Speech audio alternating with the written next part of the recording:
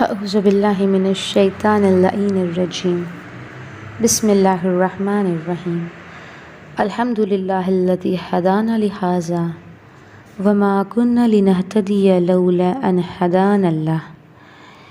عزیزان محترم، حاج مرزا حسن نوری حمدانی کہتے ہیں کہ میں نے ایک کتاب میں پڑھا آغا ملا مہدی نراکی کے جو اکثر علوم میں مہارت رکھتے تھے، اور انہوں نے علم اخلاق اور تزکیہ نفس کے موضوع پر ایک کتاب لکھی جس کا نام ہے معراج السعادہ۔ اس کا ایک نسخہ اس وقت کے عظیم عالم دین آیت اللہ بحر العلوم کی خدمت میں نجف اشرف میں بھیجا، اور اس کے کچھ عرصے کے بعد وہ خود عراق کی زیارتوں کے لیے تشریف لے گئے۔ کون؟ آغا ملا مہدی نراکی۔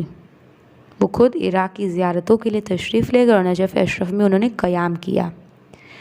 وہاں کے علماء اور بڑے بڑے علماء ان کے احترام اور اکرام کے لیے ان سے ملاقات کے لیے آئے، لیکن مرحوم بحر العلوم ملاقات کرنے نہیں آئے۔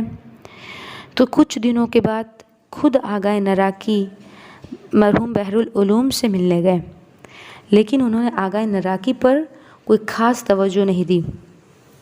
اب وہ تھوڑی دیر وہاں بیٹھے رہے اور بیٹھ کر واپس آ گئے۔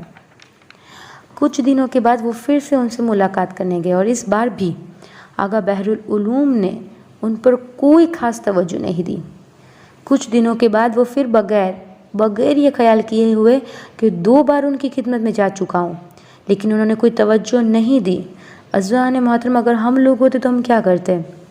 یعنی ایک نفسیاتی بات ہے نا کہ اگر ہم کسی کے گھر جائیں یا کسی سے ملنے جائیں، لیکن اگر ہم پر وہ توجہ نہ دے تو ہمارے اخلاق کا کیا ہوگا؟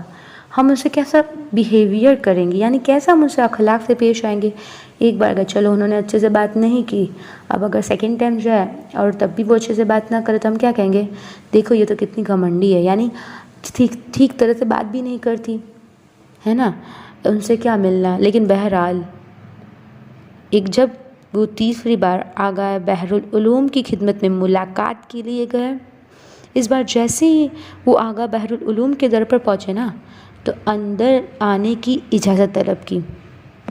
تو مرحوم بحر العلوم یہ سن کر کہ آغا نراکی آئے ہیں، وہ ننگے پیر ان کے استقبال کے لیے پہنچ گئے اور ان کو گلے سے لگایا، بوسہ دیا اور بہت ہی احترام اور محبت کے ساتھ انہیں اپنے گھر میں بٹھایا اور ان کی مہمان نوازی کی، اور اس کے بعد فرمایا کہ اخلاق اور تزکیہ نفس کے سلسلے میں آپ نے جو کتاب لکھی ہے، میں نے اس کتاب کو شروع سے آخر تک بہت غور سے پڑھا، اور واقعاً یہ بہت اچھی کتاب ہے، اور ایسے موضوع پر بہت کم اچھی کتاب ہے، اور یہ کم نظیر کتاب ہے۔ اب آغا بحر العلوم کہتا ہے کہ میں نجف میں آپ سے ملنے نہیں آیا، آپ میرے گھر بھی آئے تو تب بھی میں نے آپ پر کوئی خاص توجہ نہیں دی، لیکن اس کی ایک وجہ ہے۔ تو کہا آغا کیا وجہ ہے؟ کہا اس کی وجہ یہ ہے کہ آپ نے اخلاق اور تزکیہ نفس پر اتنی اچھی کتاب لکھی تھی، تو میں یہ جاننا چاہتا تھا کہ علمی طور پر اسلامی اخلاق اور نفسانی خواہشات کے مقابلے میں آپ کس مقام پر ہیں؟ کیا ایسا ہے کہ صرف بعض مؤلفین کی طرح، مقررین کی طرح آپ اچھا لکھتے بولتے ہیں اور خود اپنی باتوں پر عمل نہیں کرتے، یا آپ اچھا لکھنے اور بولنے کے ساتھ عمل بھی کرتے ہیں؟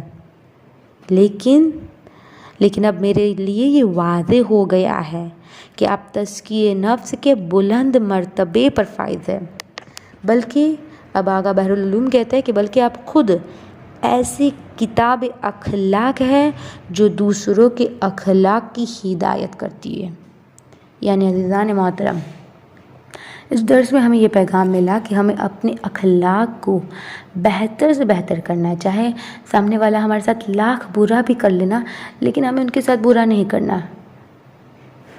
وآخر دعوانا ان الحمد للہ رب العالمین۔